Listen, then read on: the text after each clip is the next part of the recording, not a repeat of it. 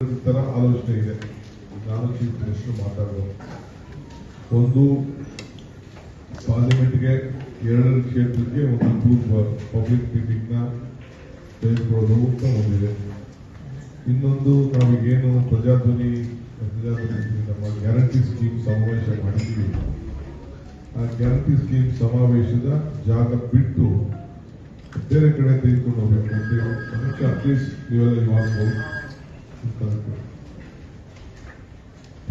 ಇದನ್ನ guarantee scheme ಬಿಟ್ಟು ಆ ಬೇರೆ ಜಾಗಗಳಲ್ಲಿ ನೀವು ಆಯ್ಕೆ ಮಾಡಬೇಕು ಅಂತ ಇದನ್ನ ನಾನು ಚಂದ್ರಶೇಖರ್ ಮತ್ತು ಇವರಿಗೂ ಹೇಳ್ತಾರೆ. ನೀವು ಅದನ್ನ ಏನೇನು ಮಾರ್ಪಾಟ್ ಮಾಡಬೇಕು ಅಂತೇಳಿ ಡಿಸ್ಟ್ರಿಕ್ಟ್ ಮಿನಿಸ್ಟರ್ ಸ್ಪೆಷಲಿ ನಿಮ್ಮ ಜವಾಬ್ದಾರಿ ಇದೆ. ಆಮೇಲೆ ಅದನ್ನ ನೀವು ಲೋಕಲ್ ಲೆವೆಲಲ್ಲಿ ನೀವು ಪರ್ಸಲೇಟ್ ಮಾಡಿ.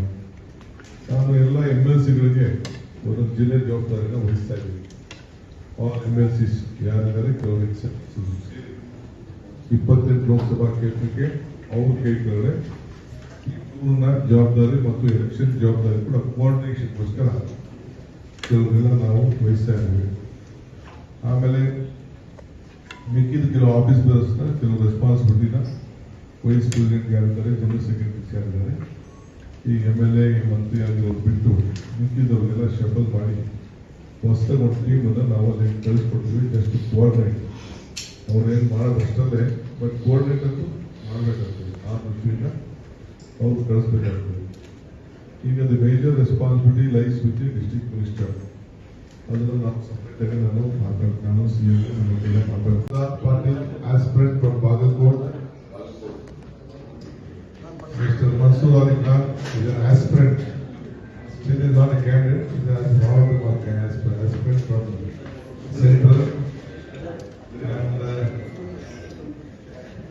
Vinod Asuti, our youth Congress product aspirant from Harvard.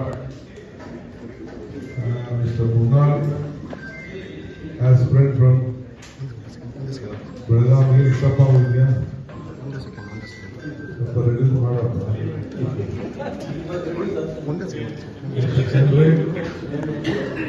Junior candidate Sagar candidate aspirant from Bidar. Mr. Mudanna Gaudru, he is a candidate.